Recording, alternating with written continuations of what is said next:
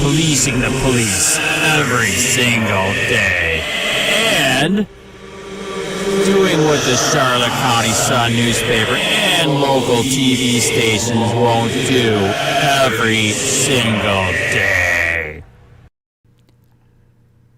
Hey, Charlotte County, this is Charlotte County COPWATCH, and gee, what do you know? Our local Charlotte County Sheriff dictator, Bill Prummell, the felon himself, third-degree felony, $5 million fine for having a legal list of gun owners and illegally profiling them, and now illegally preventing you from getting your concealed carry during these insane times. Florida Carry is on it.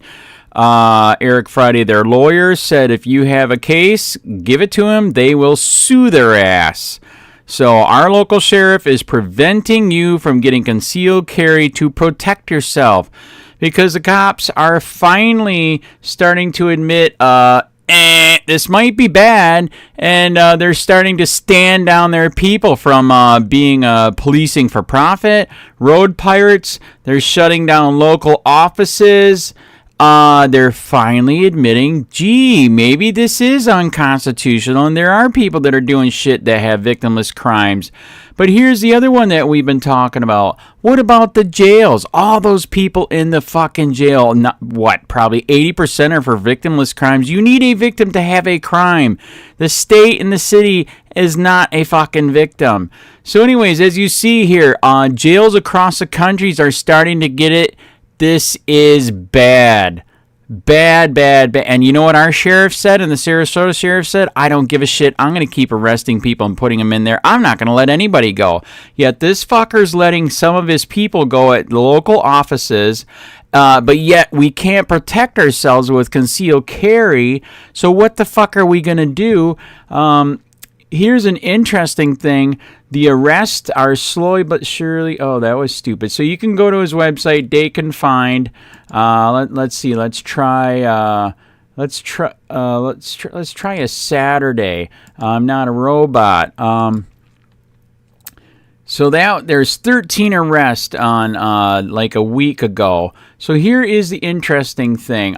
He's finally getting kind of a clue, like I said, except for the jail. He is still putting people, literally his own people and people coming in for victimless crimes, in harm's way. It does look, well, that's interesting. That didn't work because I went for today. So the 22nd, I'm not a robot. Numbers are going down, only 8. So it looked like they were averaging 16 a day. They are down to, for the past couple days, down to 7 or 8. So that is a sign. But when I did click on these, I do see that there is still victimless crimes in here. Okay, this guy carrying concealed weapon unlicensed. Possession of cocaine, paraphernalia, dealing in that is stolen property. That's kind of a victim. Still, he is literally going to possibly kill this person, putting them in jail. Let's look at another one here. Misuse of 911. Wow, put him in jail. Possibly a death sentence for this guy, because Charlotte County Sheriff Bill Prummell, the fucking felon himself. By the way, he's also committing misdemeanors. He's not giving us records. Every single record you can sue for, and it's a misdemeanor charge. So let's see another one here. Let's see if this is worthy to have a death sentence, going to jail. Failure to appear on felony new charge. Resisting officer without violence. That is such a bullshit charge. Drug paraphernalia, possession without... Okay, this is all victimless crime bullshit. Bullshit. This fucker is giving her a death sentence, putting her in a locked area for a victimless crime, and going to kill her with coronavirus and his own deputies and cops because he's a fucking asshole. Remember when our founding fathers said, take a goddamn country back, and you're a frog in a pot? The water's gone, man. Get the hell out and fight this goddamn motherfucking prick and put him in prison where he belongs to be. and other inmates. Say that one alternative is to put criminals on house arrest to keep them away from the public and other inmates. We spoke with a retired sheriff who says he agrees with the move. Well, good afternoon, and thank you all for coming as we continue to keep everyone updated on this situation. Governor Ralph Northam addressing the public Thursday afternoon as concerns surrounding COVID-19 grow. People in our correctional facilities, as well as their loved ones, are concerned about the potential spread of this virus in those confined populations. Under the state's new restrictions, the Virginia Department of Corrections stopped all in-person visits at state correctional facilities. We want to reduce the interaction, and particularly this vulnerable population that may exist in our jails. And Secretary of Public Safety Brian Moran asked judges to look for alternatives to incarceration. An example would be home electronic monitoring. Yes, I totally agree with it. Wholeheartedly agree with it. Former Richmond Sheriff C.T. Woody believes under the circumstances, the recommendations are good. About 50 years in law enforcement, so been there, done it all, and have seen it all, but nothing like this. Woody says putting low-level offenders on house arrest will create more space in jails while keeping the criminals off the streets. Particularly if they are nonviolent, and giving them some training and something to do in the world instead of being locked out, because they are valuable human beings and citizens as well. Now, as another precaution, the governor says the Department of Corrections have stopped prison transfers from local and regional jails for the next 30 days. Working for you tonight at the state capitol, I'm Matthew Foltz, CBS 6 News. Up to 300 nonviolent defendants taking unprecedented steps to avoid the spread of coronavirus behind bars. Starting tomorrow, the jail will begin releasing up to 300 nonviolent defendants. 5 on Your Side investigator Joe Paganakis explains why court leaders don't believe this will create any public safety issue.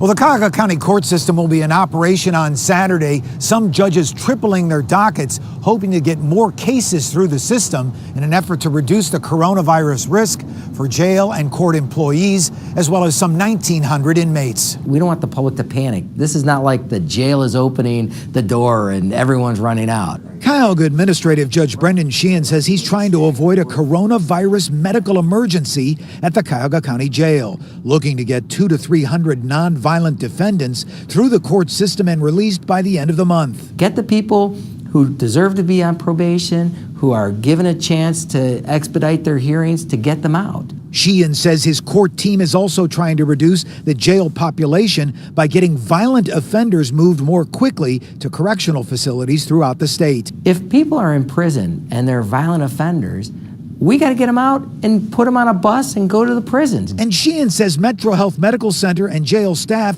are working to catch up on inmate coronavirus monitoring. There's no testing done right now. There is not enough testing equipment to be able to do it, but they're doing it the old-fashioned, taking their temperature. If you have a high temperature, I tell you what, that's a sign you're not coming in. It's a jail release effort Sheehan says must be done to avoid a possible emergency. If it hits right now, the sheriff is going to be crippled, and he's going to be looking at me and saying, we got to order people out of jail. And the Cleveland Municipal Court also responding, suspending and rescheduling all non-jail criminal cases for the next 3 weeks. Reporting here just outside the Cuyahoga County Justice Center, I'm 5 on Your Side investigator Joe Paganakis.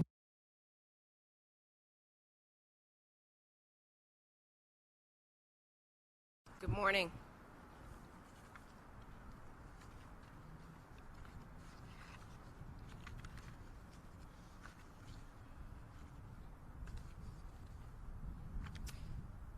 The Philadelphia Police Department has temporarily updated our protocols in light of the public health crisis we now face. We have made operational adjustments needed to navigate this period of time while we all take steps to curb the spread of the COVID-19 coronavirus. The department is not turning a blind eye to crime. We will continue to enforce all laws. However, people who commit certain nonviolent offenses will be detained and arrested at the scene. When the person's identity is confirmed, they will be released with a warrant issued for them to come in later for processing. When we are on the other side of this health crisis, we will return back to normal operations. With that said, no one will escape accountability for the crimes that they commit. An officer is able to use discretion and, with a supervisor, determine whether the person being detained poses a threat to public safety, and if so, take the offender into custody right then.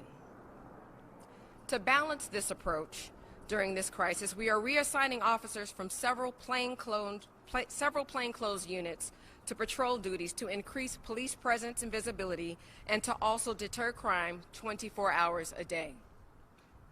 These are among several steps we are implementing to protect our officers and the people we serve from exposure to and spread of COVID-19. We are also temporarily suspending the livestock vehicle impoundment program. We are modifying our roll calls to ensure proper social distancing. We are asking officers to take measures to do the same when answering calls for service. We are also temporarily suspending some types of what's deemed to be non-essential in-service training. And police radio will redirect certain calls for service to district operations rooms to be handled by phone, thereby reducing unnecessary up-close in-person contact. We have also temporarily suspended police events that involve the gathering of 10 or more people. Furthermore, to ensure operational stability and accountability, Melvin Singleton has been promoted to Deputy Commissioner. He will be overseeing patrol operations, a position that has been vacant since the beginning of February. I want to acknowledge that I understand there is concern about classifying some offenses as nonviolent. As I've stated previously, officers will use discretion when deciding how an offender is processed on a case-by-case basis. When making a decision, officers will consider variables like the severity of the offense, criminal record, the offender's demeanor, and the potential danger to the community when determining whether to take the person into custody. I want you to know that we put a lot of thought into this approach, and our changes in protocol allow us to adjust to the changing availability of resources within other areas of the criminal justice system. This approach is designed first and foremost to keep our officers and the communities we serve safe from COVID-19 while strategically deploying department resources. Let me reiterate, criminal offenders will be held accountable for the crimes they commit while we all work to stay healthy and safe. And in closing, I want to say this.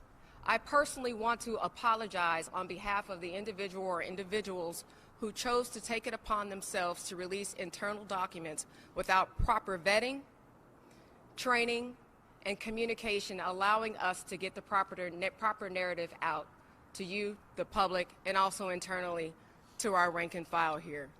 Doing such created an undue fear of panic and alarm during a time of crisis. This was a huge distraction for our ability to continue to work around the clock. This is uncharted territory, and these are unprecedented times. It's also a huge distraction, and quite frankly, I think it's disrespectful to the fact that there is a family in mourning right now. Our department is in mourning. We just lost an officer last week.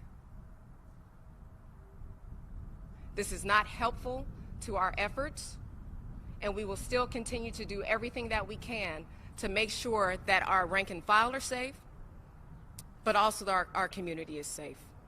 So with that, we will take any questions. I'm happy to clarify any information that is out there, but please know anything that we do with thought, we do with intention, and we'll make sure that we will maintain public order in our communities. Hey Sheriff County, this is Sheriff County COPWATCH. I am using any video here with under fair use if you have criticism, reporting, teaching, etc. And please donate. I do not make money from YouTube, and there are different ways to donate in the video links. Thanks.